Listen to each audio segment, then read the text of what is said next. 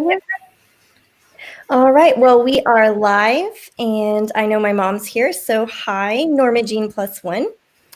And so if you don't know, I am Heather with +1 Thrifting, and welcome to my channel. I am so excited to welcome my +1 for tonight, which is Patrick from the Trusty Huckster Mercantile.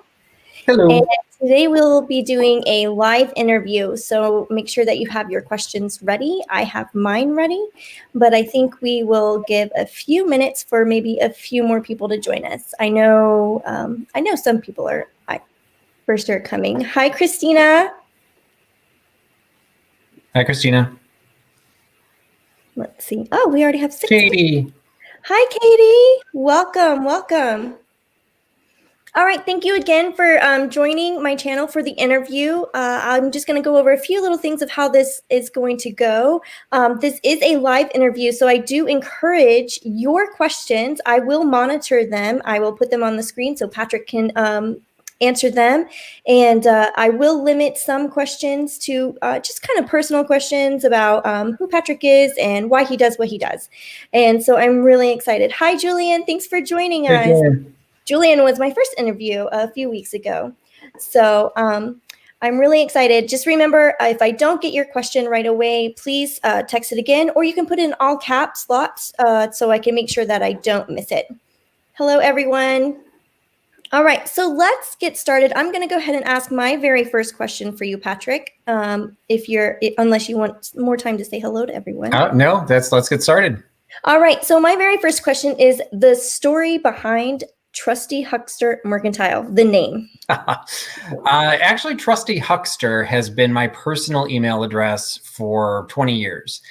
Growing up in my household, salesmen were basically all equated to smarmy used car salesmen, and sales was like the worst career anyone could ever go into because it was just a blight on humanity. And so I grew up into that. My first job out of college was not in sales. I have a degree in chemistry, and my first job was a bench chemist. And it didn't take too long for me to realize that was not where I wanted to go long term. So it was a good company. I went and got my master's degree while I was there, and we talked a little bit, kind of did some career planning as you do in your 20s. And it turned into, sales and marketing was a route that I was going to go down. And I really, really hesitated to go down that path because I just had this entire history growing up that salespeople were evil. And basically, finally, drank the Kool-Aid and went down that path. And as emails became more personal, you started coming up with your own email addresses. It was one of those, I grew up knowing that because all salesmen were bad, they were all hucksters. It shocks me as an adult now how few people actually know what a huckster is. But a huckster is a salesman that usually is used in a derogatory way. And so just somewhere along the line, I connected, I like the sounds of being a trusty huckster, that, okay, fine, I'm in sales. Maybe I'm selling something that not everyone needs, but I'm going to do it in a way that can be trustworthy. So that was my personal email address forever. And so I just started doing online reselling last year. Actually, October is my 1-year anniversary. And so when I was coming up with a name for the business, the Trusty Huckster was already there. It seemed kind of old fashioned. So I wanted to tie it to something, old fashioned. So Mercantile came in and basically discovered that no one knew how to spell the word mercantile either. But that did not stop me. I am Trusty Huckster Mercantile. I am the Trusty Huckster, and I will educate the world on how to spell all of it and what they all mean. But yeah, so that's where the name came from. Awesome. I like that it's kind of an oxymoron. Trusty Huckster. Yep. I love and if it. somebody knows what an oxymoron is, then they usually know how to spell huckster and mercantile. So that's all good. Unless you make a typo and made a mistake. So, because I misspelled huckster, so I'm so sorry. Well, no, that's okay. A lot of people, what was the one that surprised me initially, so many people had problems spelling the word mercantile. And also many people did not know what mercantile meant. But what I discovered, after a shocking number of people not knowing how to spell it, is everyone thinks it comes from the word merchant. So it's some sort of idea behind merchant. So if you're a mercantile, they're all spelling it merchant. Tile. Yeah. And so I started even a hashtag for a while that there is no H. That was my public service announcement for the world. There is no H in mercantile. Well, I'm familiar with the word mercantile because I watch Little House on the Prairie, and Little House so on the Prairie, absolutely. Olsen's, yes. yes, the Olsen. Greg from Blue Feather Mercantile flashed that into my memory. I had no knowledge, or at least a frontal lobe knowledge of that until he said it. And I'm like, oh my God, yes, absolutely. I grew up with that too. Yeah. So I just, again, everyone's still saying hello. I just thank you so much for joining us. Please remember to type in your questions for Patrick, and I'll be sure to share them with him. And yeah, we got a good crowd tonight, Patrick. And Jeannie pointed out that Green Acres had a huckster, and yes, he absolutely had a huckster. People that know Oklahoma, that guy was a huckster. So the name is not it's not completely unknown, but it's not a name that's typically used today. So I like vintage, so I wanted to go old fashioned. But yes, Green Acres is one of those other places a lot of people know the huckster from. Mm-hmm. Someone says they think they're one of the people who can't spell mercantile. Just remember, there is no H. So that's our new hashtag. So we'll just educate everyone. I was told by multiple established resellers when I first started out to change the name of my business. And I chose not to. And in some cases, I kind of hit my head against the wall every once in a while, thinking, well, maybe I should have. But I like it. I think it kind of speaks to me, and it's a nice little encapsulation of what I wanted it to be. So I have fun with it. So, and if people don't know how to spell it initially, they'll figure it out eventually. Yeah. Well, okay. So I'm not seeing any questions in the chat. But I'm going to go with mine. My question number 2, which is the inspiration behind the deep dive series. That kind of came about almost not, I'm not going to say by accident, but when I started my business in October, I started reselling. And so I started on Etsy, opened my store on October 6th. And in preparation for that, I absolutely devoured YouTube videos on vintage reselling.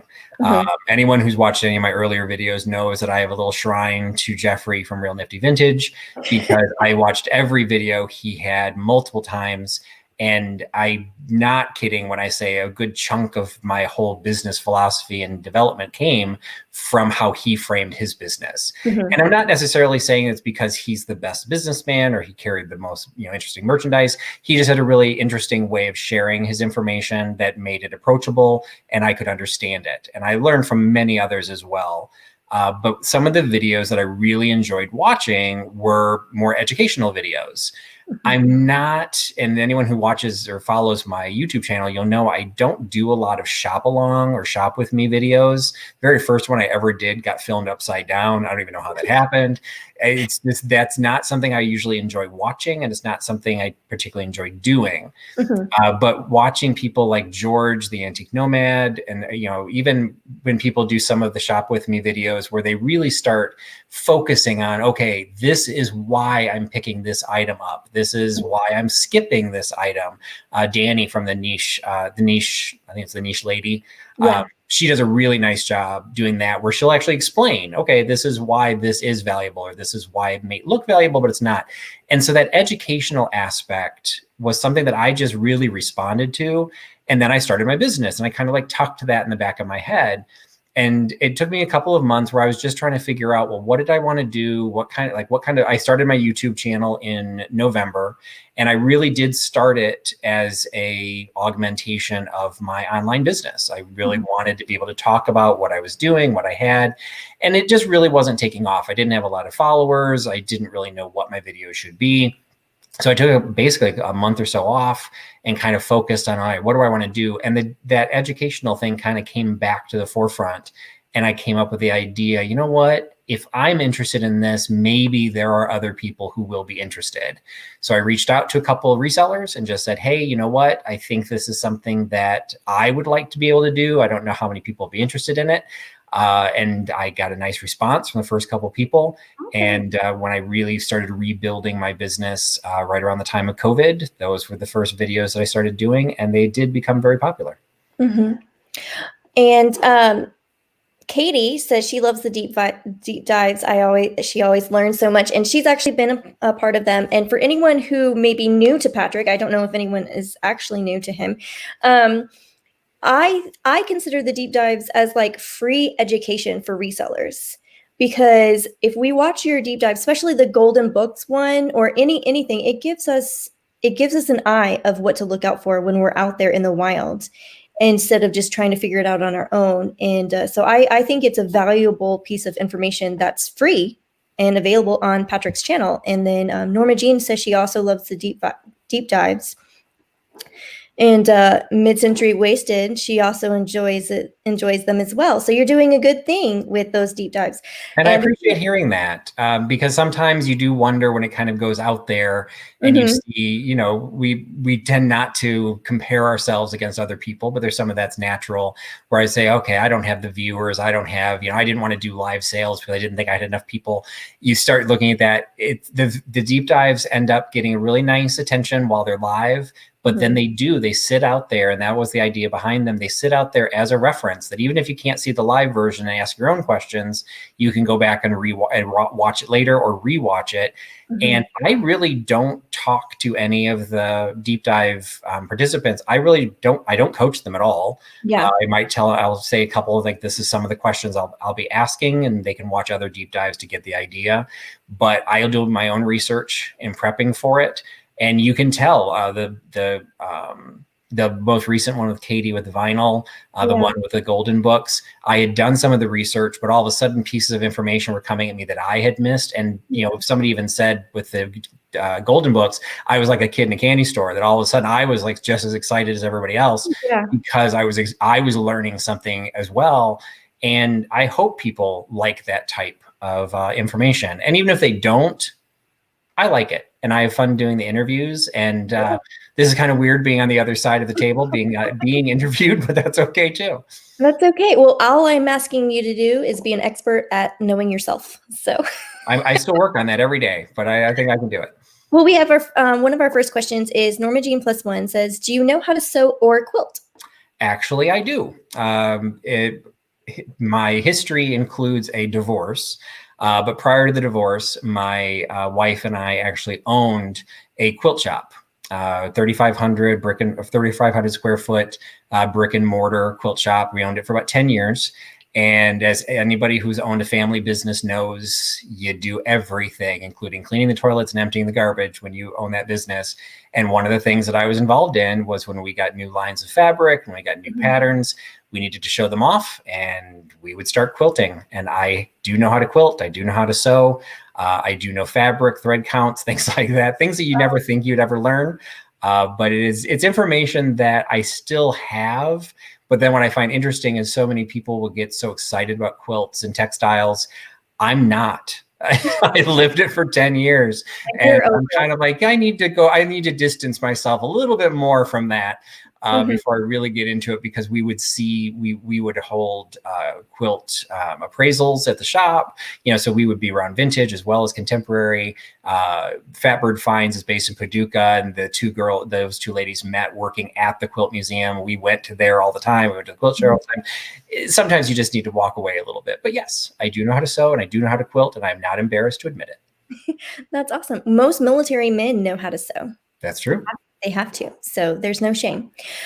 Kim from Oh My Vintage has a question. What vintage items are you collecting at the moment? My newest obsession is totally self-indulgent, but it's really been fun to try and build up, because until about 2 months ago, I did not know such a thing even existed. But going back to the name of my business, back in the oldest ones I found right now have been from the 19-teens, 1920s. When you wanted to be a huckster or a peddler in certain municipalities, you had to apply for a huckster license.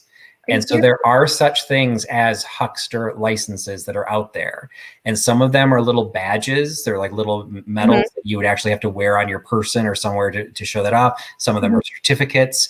And I am now on the hunt of collecting huckster licenses, and there's more of them available as peddler licenses, and I'm not going down that path. I decided to keep it to huckster. So I only have, I think, 3 or 4 right now, because they're not particularly common, but that just makes the hunt that much more exciting. I've yet to come across one in the wild So those are really more coming through online purchases, but that's definitely a collection.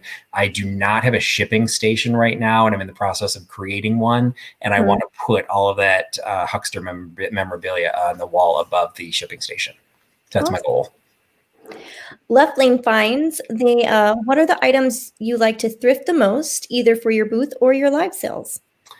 I am always just attracted to porcelain and china. And so I tend to have a lot of serving platters. I love chop plates, gravy boats, salt and pepper shakers, all that stuff. And a lot of times going into the formal china, formal porcelain, it doesn't sell particularly well. And so that kind of, guessing ahead of some questions.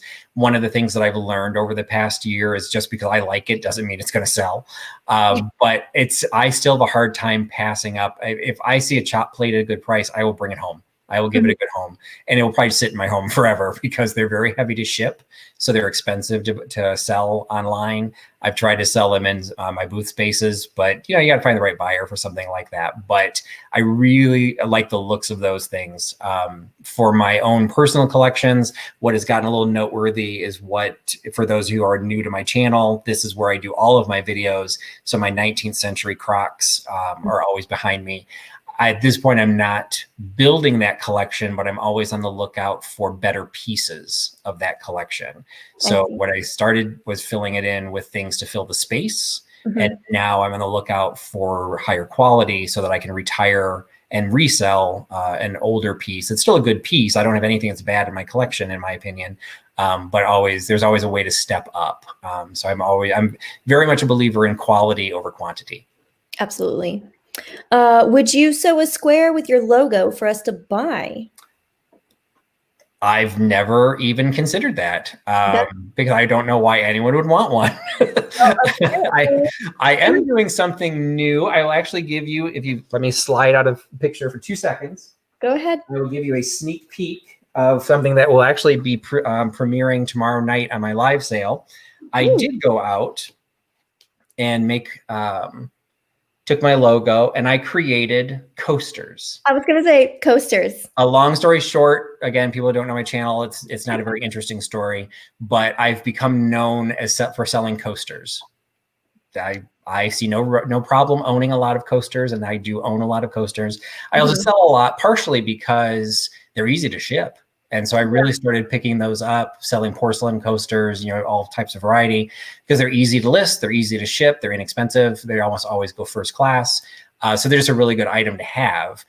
And then I started doing live sales, and it turned out I was selling them all the time. So for my 1-year anniversary, I took the Huckster logo. This version of the logo only has appeared in public a couple of times, but this specific version is brand new. I had him change to have him hosting a Stein so that he's in the cheers formation. And I will be giving one of these away in every order this month to celebrate my 1-year anniversary. Everyone who places an order with me during my live sales will get a free coaster. So I am doing that, and they'll be available for sale as well. You got it here first, folks. Yeah, I was not planning on talking about it, but since you asked, that is definitely something I wanted to do, and it had to be a coaster. It was just a goofy thing, and I will sell them individually as well. But for now, I'll be giving them away as a promotional piece. I looked at doing T-shirts and tote bags and things like that. I have a real nifty vintage tote bag. I do have a tote bag of my own that I bought for myself. But I wouldn't have thought anyone would care to walk around with something with my logo on it. So I hadn't really considered it. Of course they would. Katie says, do you play the piano? You have a beautiful one in all your videos. I can play the piano in the most simplest terms. I do know how to read music. When I grew up, I played the cornet. So I do know how to read music. I know the bass clef better or the treble clef better than the bass clef. So I can do right hand better than left. So I can pick out of tune, but this piano was purchased when we bought our house, when we were still all together as a family. We built our house and we had a formal living room, and this is a vertical grand. It's not an upright, it's a vertical grand. So the harp of the piano goes all the way up to the top. So it has the same tone as a baby grand. So it's very large, very loud.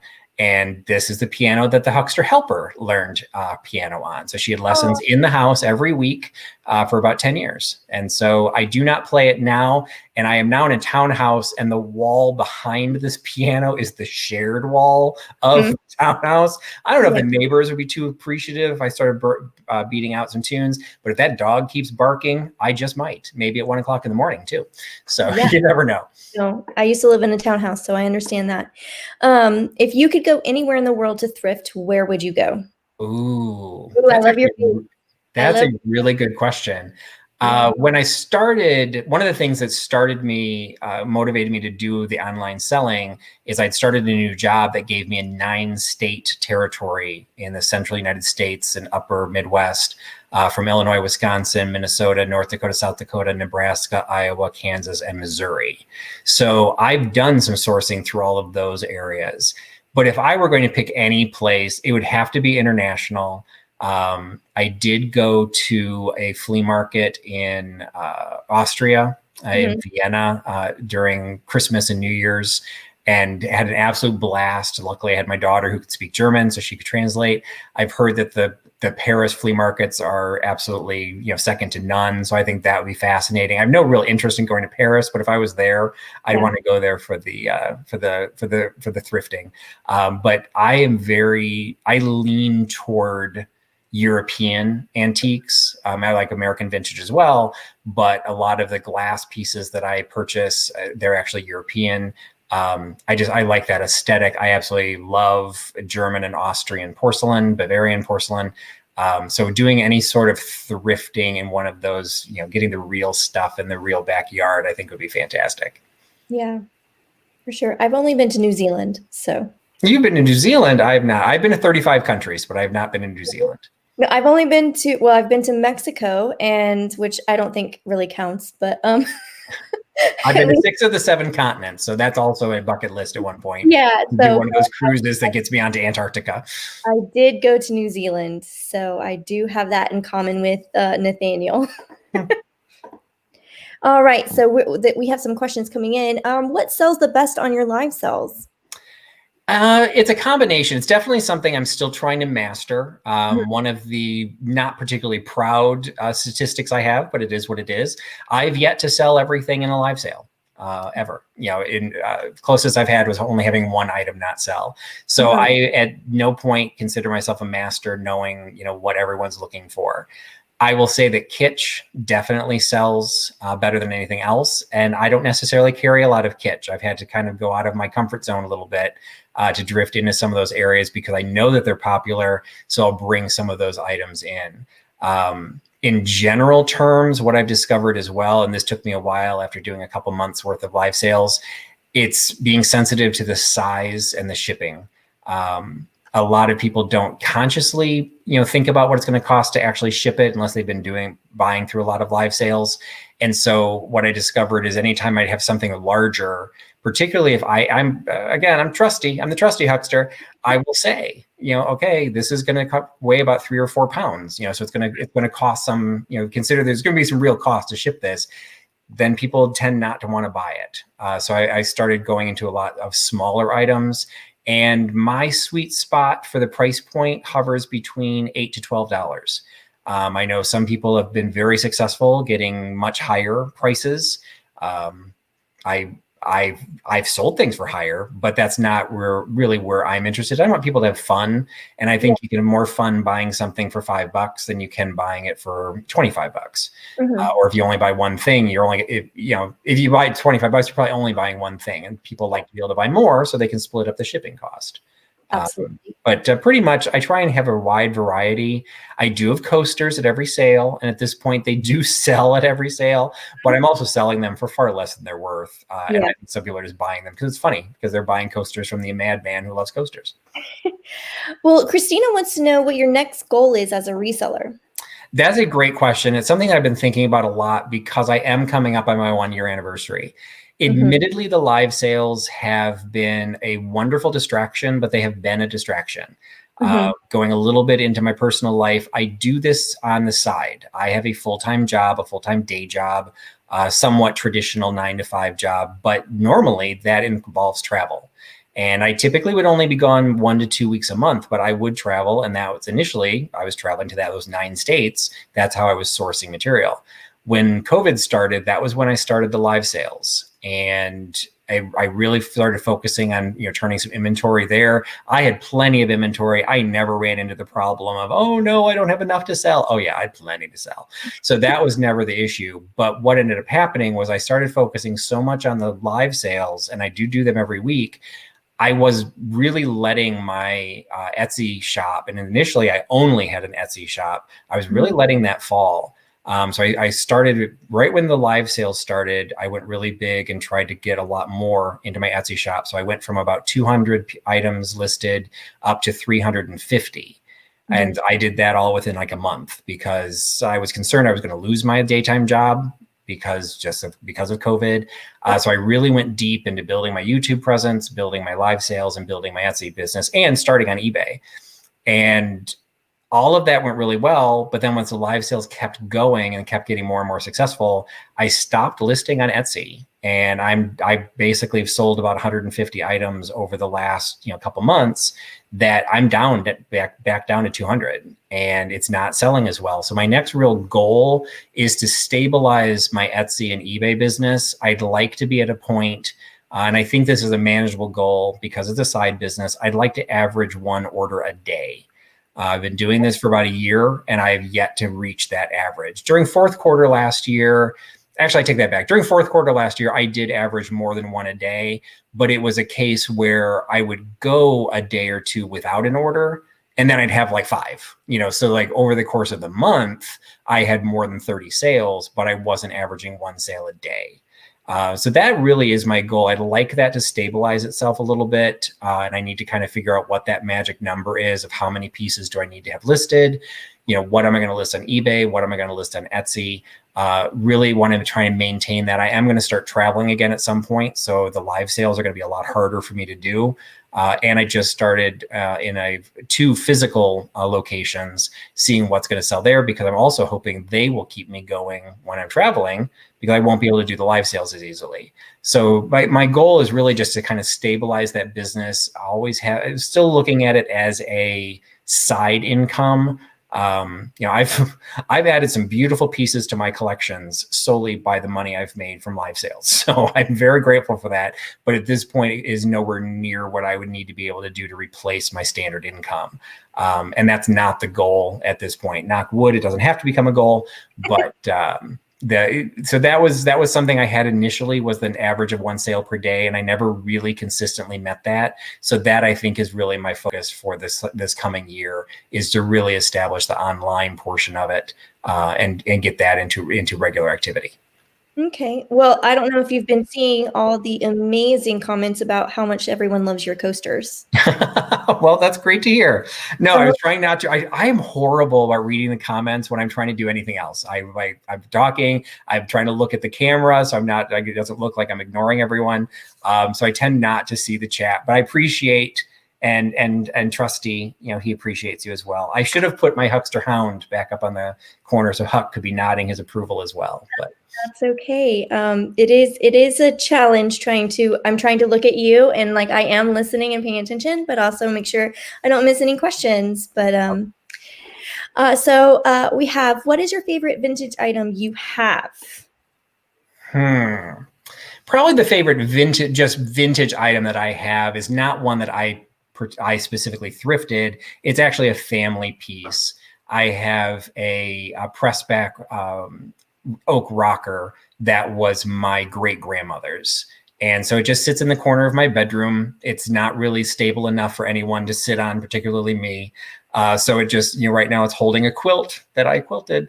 That's just, sitting in the corner holding that. So that's probably one of those things, like I wake up seeing it every day. I don't necessarily have the most positive and lovable childhood memories, but that's one of those items that I do like the history attached to that, and I do like having that. And I've always made sure that there's a place to put it. Every place that I've lived, it's always carried with me. So that's probably my favorite. And then, does your beautiful daughter share your love of thrifting? She tolerates it. So those of you who might know my channel, my daughter, who became dubbed the Huckster helper, by Jeffrey from Real Nifty Vintage, he gave her that moniker. She did help me during my live sales because begrudgingly she was in the United States. She was supposed to be studying abroad in Germany, and when COVID hit, she was forced to come home, and she was very bitter about it. So she was home. She did help, and she 100% participated in helping with the live sales. She helped me organize them. She always enjoyed that part of it. Going out and thrifting with me, it's a mixed bag. I did a video when COVID first started. George did a show off your bunker challenge, and that's how I met a bunch of wonderful resellers through that. And I showcase a couple of collections that were built with the help of Amelia when she was much younger, because we would go to flea markets, we would go to auctions, we'd go to antique stores, never to resell. I can't overemphasize the fact I just started reselling a year ago. So we used to go just because we enjoyed having antiques and vintage in our home. An 8-year-old kid, what is she going to do at a flea market? What is she going to do at an antique shop? So we would give her, we'd give her money, but we would give her, like, she could build her collection. So she's got a collection of salt cellars, which that was just a really weird collection for a little kid to be building, but they were small. But then she built up a very impressive collection of presidential campaign buttons and memorabilia. So she's got autographs from some of the presidents. Awesome. And so she did do that. But it was really more because she was there, as opposed to, like, she would never tug on my sleeve and say, "Hey, Daddy, let's go do this." It was always like, "Hey, Amelia, we're going to go do this. So you get money to go spend." So she did it from that way. So she's very supportive of me doing it, but it's not something, when she was home for the summer, I gave her the opportunity of building her own inventory in my store. And she really wasn't interested in that aspect of it. Well, Katie would like to know, do you find the eBay or Etsy works better for you? Admittedly, I don't think I've given eBay enough of a chance. Etsy, I'm very happy with. I will absolutely stand toe-to-toe with anyone who speaks ill of Etsy, because I've had a very good experience with it as a side business. I'm not sure if it was my full business, if I would feel like 100% the same. But for my experience, I've been very happy with Etsy. But I also recognize that people are extremely happy with eBay, and it is a much bigger platform. So when I started on eBay, to be perfectly honest, because Etsy has such strict rules of the vintage, like everything has to be at least 20 years old, I had items that just simply didn't qualify to be on Etsy, and I didn't know what else to do with them. So I put them on eBay, and I was able to sell a couple items relatively quickly, but I haven't built it up. So I'm not really being fair to eBay right now. I think I literally have only 15 or 16 items on there. And I really need to build that up, because even if someone were to stumble across one, if they were to look at all at my history, they'd say, well, there's only 15 items in your shop. Like, how serious is this person in selling? I do have very good feedback, for the items that I have sold, but I just don't have a lot. I find it a little bit easier to list on eBay, but I find I can list for more on Etsy, and the stuff that I am putting into my aesthetic in the Etsy store is what other people will respond to. And that's what I liked about thrifting. I have no issues with anyone, particularly those who do this full time. If they find a great deal on a box of batteries and that's what they want to sell, hey, amen. I go for it. I barely have time to take pictures. I don't want to be taking pictures of diapers. I don't want to be taking pictures of things that I don't personally enjoy handling. So since I do it part-time, I can pick and choose. But that means, Etsy, I enjoy, taking the pretty porcelain and pottery and glass. What's going on to eBay are things that I don't necessarily personally love. And so that love doesn't go into the listings. And I think maybe that's why it doesn't do as well. So I just have to find that balance. But in general, I'll never give you a short answer, but a short answer, I like Etsy better than eBay. Awesome. All right. So we have another question. Have you ever been surprised with what an item has sold for? Absolutely. I don't do auctions, so I don't have like super surprises that way. I don't list something and all of a sudden it goes through the roof because people are fighting over it. But I love research. I love, investigating things. And probably the best flip I've ever had was an item I picked up at the vintage store that the first place that I opened my vintage booth at.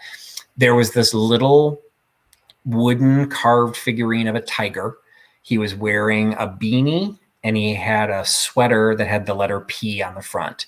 It wasn't signed. It was, there was no markings to it whatsoever, but you could tell there was some age, and you could also tell there was some pretty good quality to it. And it was $3.99. So for $4, I'm like, you know what? I'm going to pick this up. I am sure I can turn this for like 20, 25 bucks. It was a really cute piece. And I figured if I could figure out what this is a mascot to, I might be able to get even more. And Google Lens to the rescue. I took one photograph of it and found that it was a Carter Hoffman original from the 30s. And my $4 purchase ended up selling for $175. So it's the best flip I've ever had. And it was also the most expensive item I ever listed. I did have a poster from a Broadway show, Merrily We Roll Along, that I was able to pick up for inexpensive. I sold it for a lot, but I made the mistake of keeping it in its frame. So the shipping costs scared a lot of people away. I should have taken it out of its frame, because the person that bought it ended up paying the $100 listing price, but they also ended up paying $65 in shipping. So it was one of the more expensive items, but I probably could have gotten more had I taken it out of its frame. So lesson learned. So those are my two biggest flips. Awesome. Sorry, I had to step away. My daughter needed me for a minute. Family comes first. And how many hours do you devote to this side gig? Too many. The benefit is I live alone. My daughter is off at school and I have no life. So even with COVID, particularly with COVID, normally I do theater on the side. And so that would cut into my time. I would say from a serious level, I would say 15 hours a week I would put into it, maybe more. That, it's like you have to start squeezing things. Like I said, I don't have a shipping station. So when I get an Etsy order, I have to pull the tape and pull the scale and everything out of the cupboard. I've got it, it takes time to do that. So probably don't want to add it all up, but I'd say like 15 hours a week would probably be fair. Do you have a unicorn item you haven't found yet? An excellent question.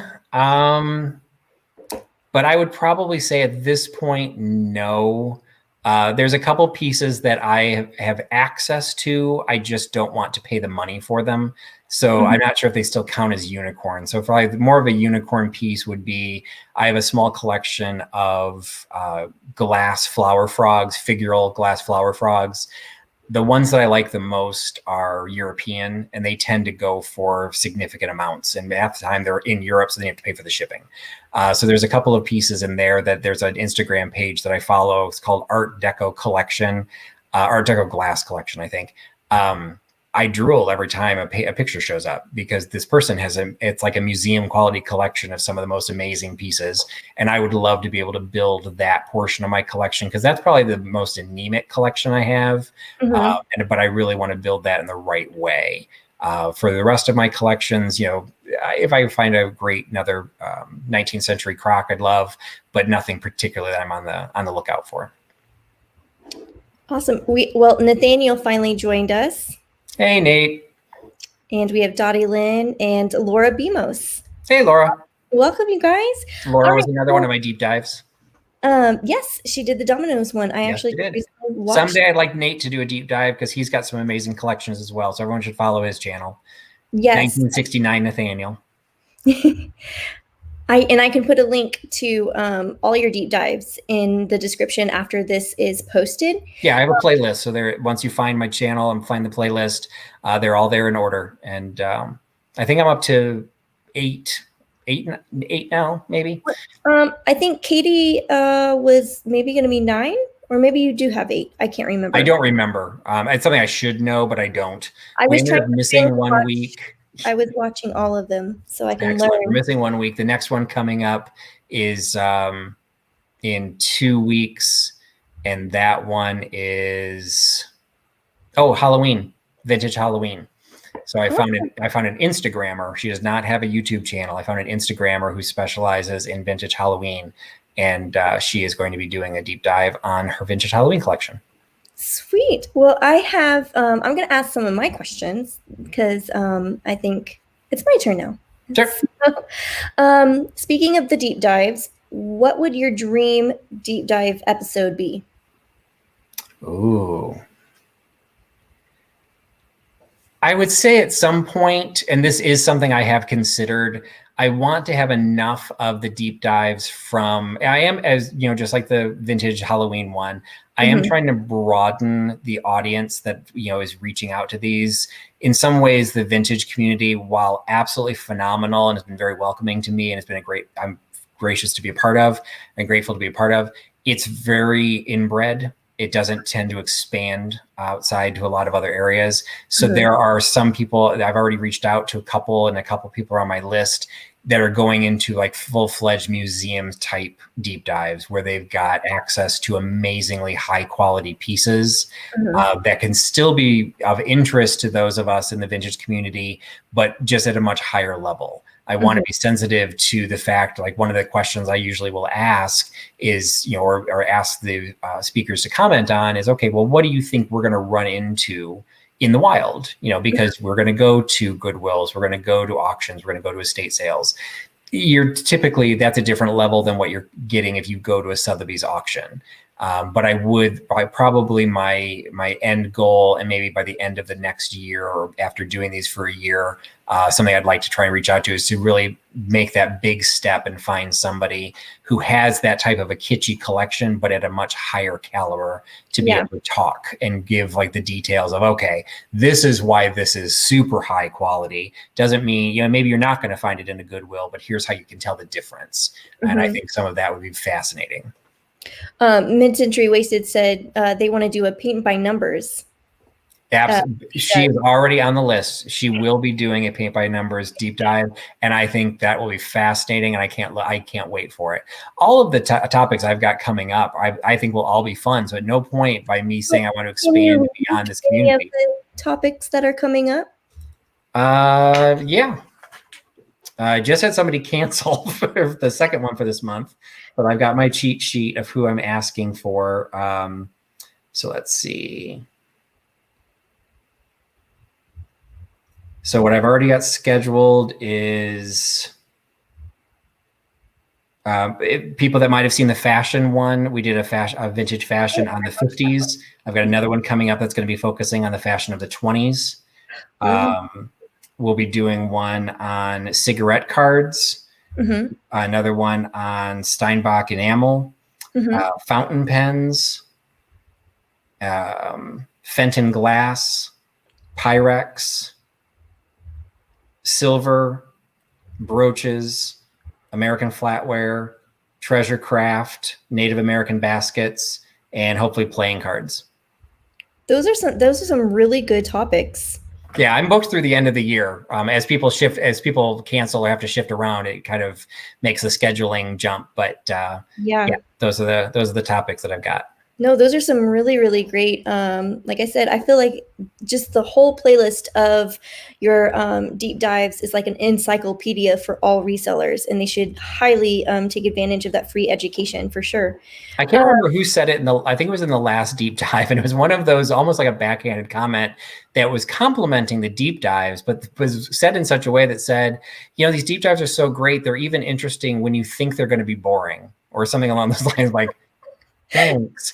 But I get what they were saying is like, sometimes the topic isn't like super fascinating. Like I will say one of the people that's had been on the waiting list to go into a deep dive is on ball canning jars. And that's one that even I'm a little hesitant because I was afraid that might be too niche and too simple. But as I heard her talk about the differences and what made them valuable, I mean, we all see them all the time, but I wouldn't be able to tell you what makes one more valuable than another without picking up a book. So, that might be one that I'll put in there to say, hey, maybe this can be something that we can all learn from. And maybe it wouldn't become my highest viewed one, but it would be one that I think, like Golden Books, people are saying they're going back to on multiple times. It's like, wait a minute, what did she say again? Like, what was that? What am I supposed to look for? Because that's what they're for, is saying, okay, you're going to see these, and maybe 90% of the time, they're not going to be anything you want to pick up. But don't you want to know what that 10% of the time should pick up? And that's what these will do. With those mason jars, though, they're very in right now with the farmhouse decor, and that might be a deep dive that gets you outside of the natural reselling community, and may surprise you, I think, with the audience that you get with that one. Do you have any other talents you can share with us? Also, where can we watch your performances for your theater? Really, that would probably be the only, I wouldn't even say it's a skill. It's just something I enjoy doing, is community theater. I did post I think it was on my Facebook page. I did post a link to a online theater performance that was recorded as a fundraiser. You can watch it for free, but it was designed for fundraiser, where I got to play God, which was fun. And I actually had to dye my beard black for that one. So I looked a little different. But the online theater there's legal reasons why it doesn't exist as well as much as people would think it should exist, because of rights and things like that. So there's not a lot of opportunities for that. But I've done 2 videos in my back in my, I don't know what playlist they would be in. Maybe they were under, I can't remember what I would have put them under, but where I talked about my theater background, and I did show photographs of some of my theater performances, particularly me in costume.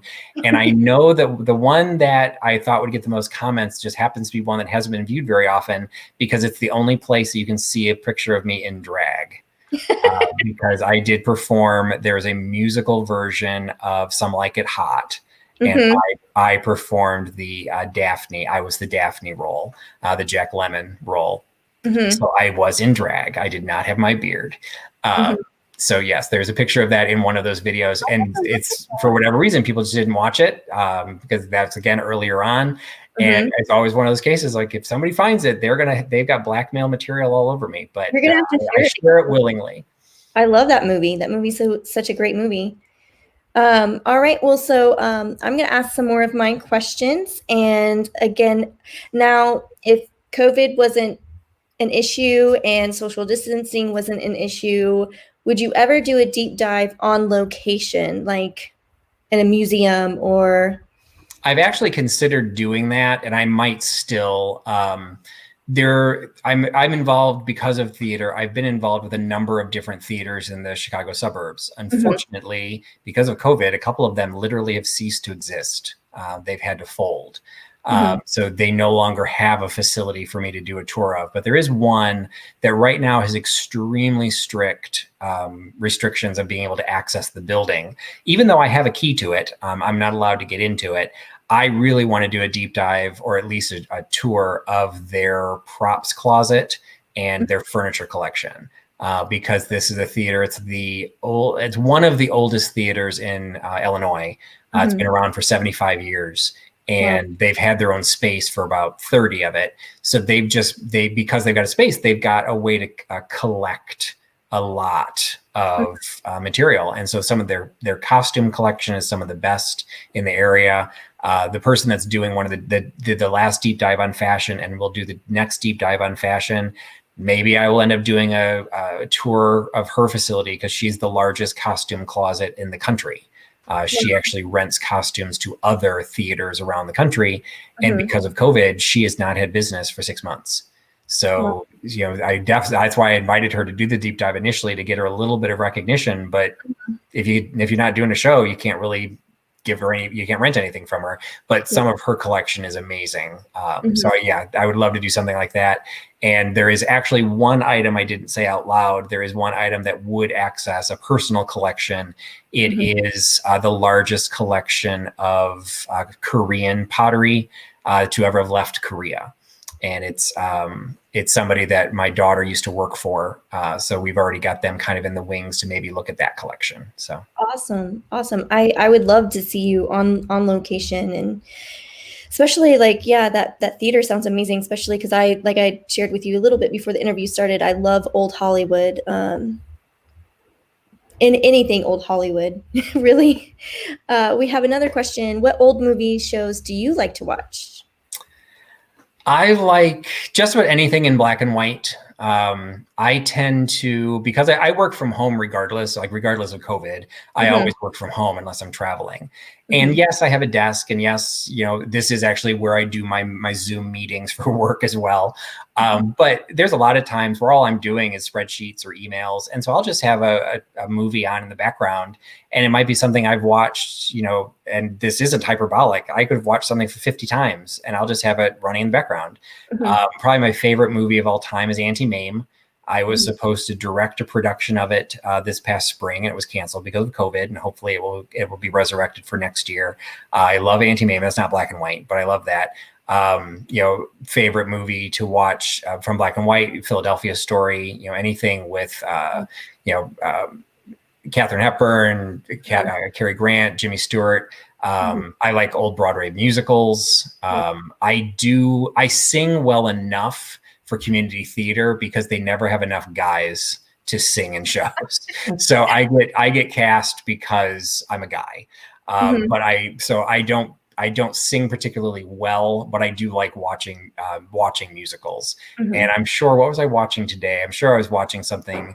Oh, I watched Music Man just today, just I literally love this afternoon. So another Huckster, basically. But that's not why I watched it. I just watched it because it was something very simple in the background. Mhm. I've watched the entire series of Gilmore Girls probably 2-3 dozen times. Mhm. The entire series of West Wing probably 2 or 3 times. That's a good show. Um, I'll just, you start watching something, you put it on the background, and it was something my ex-wife would always deal with. She's like, "Oh, what you watching?" And I'll say, she's like, "Well, what's happening?" I have no idea. It's just happening in the background. I'm not really watching. So, Well, and then second part of that question is, what is your favorite actor or actress or both? One of each. um, I would probably stay in old school. Mhm. I do like a lot of what Cary Grant and Jimmy Stewart and Catherine Hepburn, like that little trifecta. I mean, I really like what they did. Um, but I tend to like variety. For as much as I will watch something 15 times in a row and not blink an eye, I do tend to I don't deep dive into one individual person. So I Mhm. can't really think of anyone, and particularly contemporary. And contemporary television is like nothing. I've watched there's 70 to 80% chance you could name a popular television show, and I could 100% guarantee I've never even seen an episode. Mhm. I just don't watch television at all. But old movies, I float through a lot. Yeah, Music Man is one of my favorite. I was actually going to finally audition to be in Music Man before COVID hit, but then it was canceled. So I finally talked myself into it because I have terrible stage fright. So Yeah, the Broadway version got canceled as well because it was going to be Hugh Jackman and Sutton Foster. So now they're hoping to push it to next year. that would have been great, Hugh Jackman. That would have been awesome. Let's see what else we have. I love watching shows in the background while I work. Big, yeah, no, it is. It's nice. It's just like white noise. It's just Yeah, soothing. absolutely. It's no different than just playing music. But Mhm. that's why it has to be something I've seen 50 times. Otherwise, I'll get distracted, and I'll start watching that when And I'm then you're supposed to be. sitting, Yeah, not yeah. So it has to be something that I could probably, push came to shove, particularly if I had somebody to bounce it off of. I could name every line from Philadelphia Story, every line from Anti-Mame, and every line from In the Good Old Summertime. All of those movies. I just watch them so much, Mhm. but I don't obsess to watch them. When they're just in the background, and it's like a soundtrack just in the background. Do you have any movies that you watch like for a particular mood that you're in? I do. I probably watch Amazon Prime more than Netflix because I will purchase every once in a while. I'll just go through, and if I can find, I've got like my wish list, I think is what's called.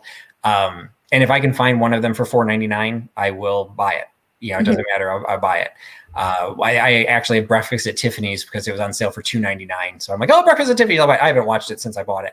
I'm almost never in the mood for breakfast at Tiffany's, but Like one of the movies, a go-to movie is not a black and white movie, but is Age of Innocence. It's one of my favorite books. I love the movie adaptation, but that it needs to be a little bit more of a cerebral, like heavy. If I'm in a bad mood or just kind of gray, it's rainy outside, and I'm looking for something to be a little bit peppy. Right now, I've got, as part of Amazon Prime, I have the Broadway HD channels attached to it, and they've got the Broadway recording of Kinky Boots, and that's just upbeat music. It's like you can't help but crack a smile, when you listen and watch that. So definitely, I will rotate shows in. I think the last one I purchased was King Ralph. So I am not highbrow in any way. Yeah. But that King Ralph, like if I just want something stupid, I will absolutely just turn on King Ralph. And again, it's just something mindless to put in the background, and it's a fun flick. Everyone's saying what they play in the background when they work now. Yep.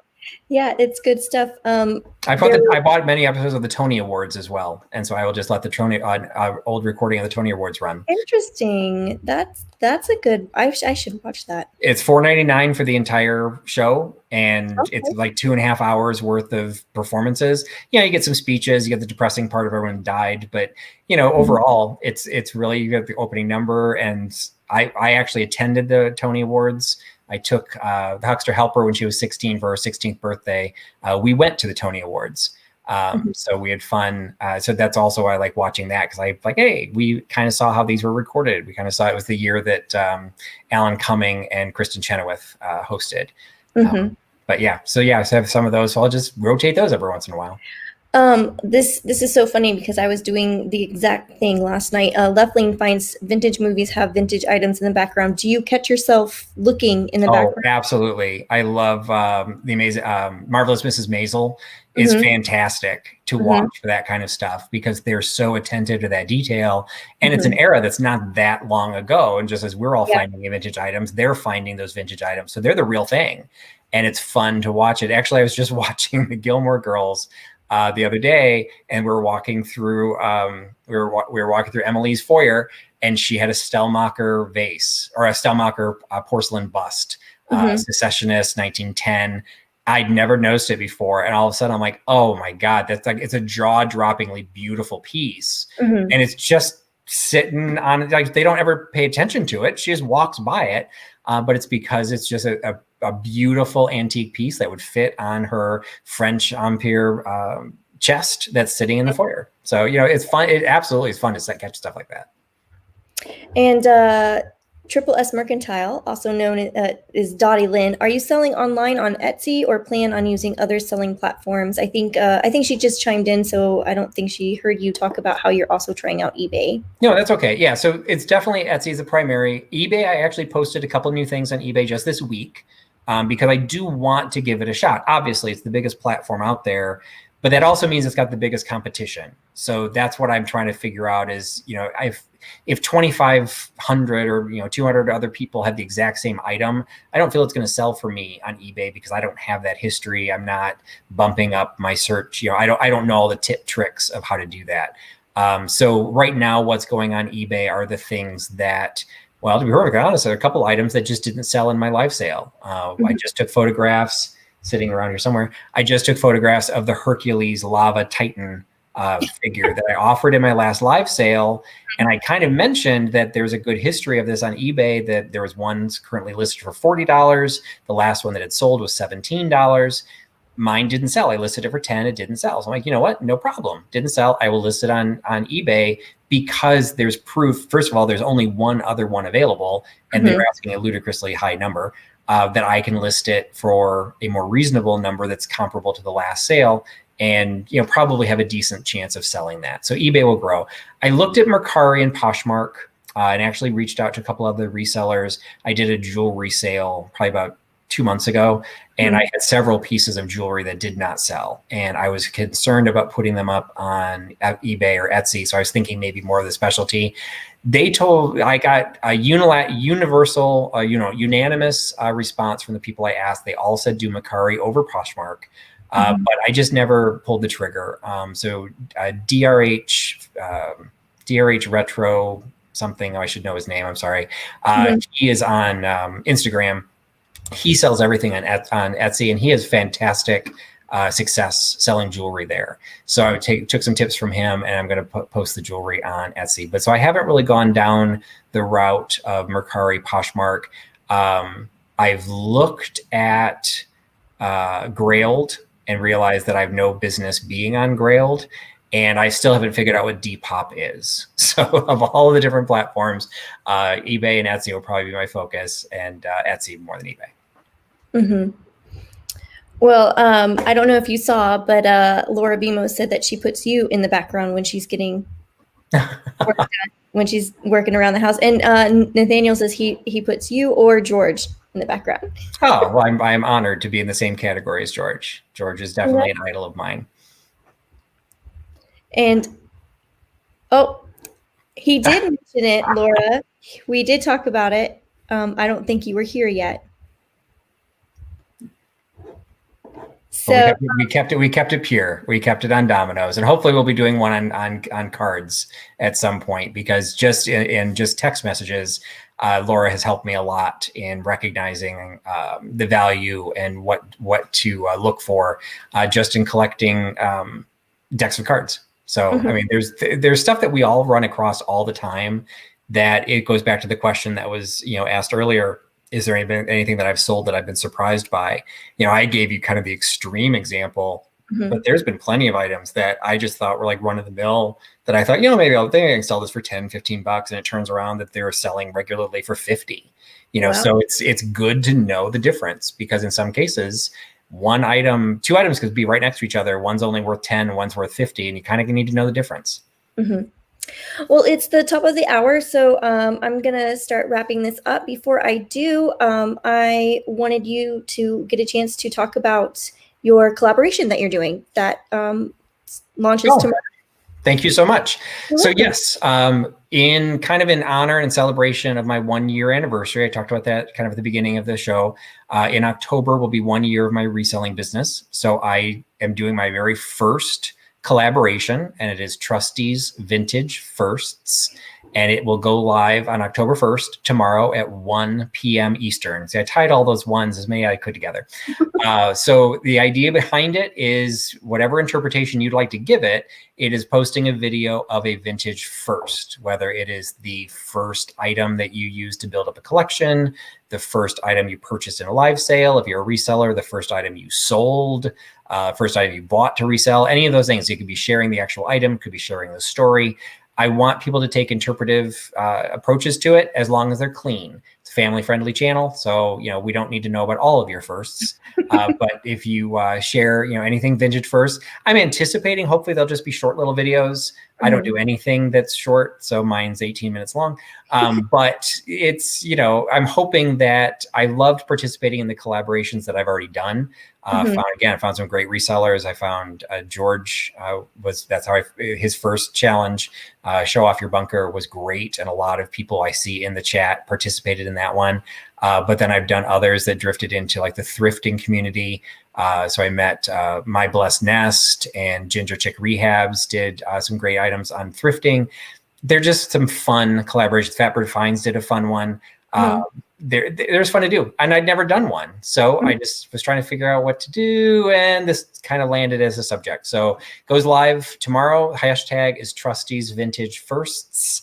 There's a part of my video where I have to remind myself whether it was first or firsts. So there's an S on the end, and you are welcome to use that hashtag on Instagram as well, because I know not everyone is a YouTuber. So if you just want to post an item in Instagram, we'll be able to follow that through the hashtag on Instagram as well. So, but thank you for letting me mention that. Awesome. Well, it looks like a lot of people in the chat are participating, and they're either already uploaded their videos or they're doing it. You have till tomorrow, right, to get it uploaded? 1 o'clock is when it goes live. So if you want to participate and you want to post it into the playlist yourself, it is a collaborative playlist. Go to the playlist on my channel. There is a link in the description, which should help you be able to do that. But you don't have to do it by the 1st. Pretty much, it's my 1 year anniversary. I'm celebrating all month long. So at any point during the month of October, if you want to post there, you can. You'll get more views the earlier you post it, because a lot of people go to it and then they may not come back. But if you have problems posting it, I know some people have struggled with it. just drop me a note, hit me a message, put a comment in the playlist. I can post it once it goes live. So 1 o'clock is the goal, but I'm not turning anyone away if they participate or come to me after that. Awesome. And once this video is posted on my channel, I will include that your link, the playlist link, into the description. So people, fantastic. If they're able to. And so please, I'm assuming everyone that's here has subscribed to Patrick, but if you haven't, please subscribe to his channel. We've talked about, he has amazing content. Even if you're just going there for the deep dive, it's well worth checking him out. And he does a live sell every Thursday. Every Thursday he does live sells. I lost track of time what day it was. No, trust me, I know. The other thing I'm doing is special, and just to clarify too, I usually do a group sale once a month. And because it's my 1 year anniversary, every Thursday in the month of October, and there happens to be 5 Thursdays in the month of October, everyone will be a group sale. So this group sale for October 1st is Nicole Northgarden, Fatbird Finds, and BMOS Mercantile, Laura BMOS, that's in the chat. Awesome. Well, we look forward to that. And I want to thank you so much, Patrick, for joining me tonight. I just want to mention, if you are new to my channel, I will be doing interviews hopefully every Tuesday, if not every other Tuesday, but moving away from Wednesday. I know today's Wednesday, but I'm moving to Tuesdays at 7. My next one will be with Misty, the Thrifted Junker Vintage Hunter. I always have to really think about that when I say it because it's a tongue twister. So she will be on my channel on Tuesday at 7. So I hope you'll join me. And then I have another interview the following Tuesday, which I'll announce later on. And I'm looking forward to your collaboration tomorrow. I can't wait to see everybody's videos. And again, give this video a thumbs up if you will, comment down below, subscribe to Patrick, and subscribe to me. And I hope you enjoyed this interview, and we'll see you guys next week. Bye, everybody. Bye, everybody. Thank you.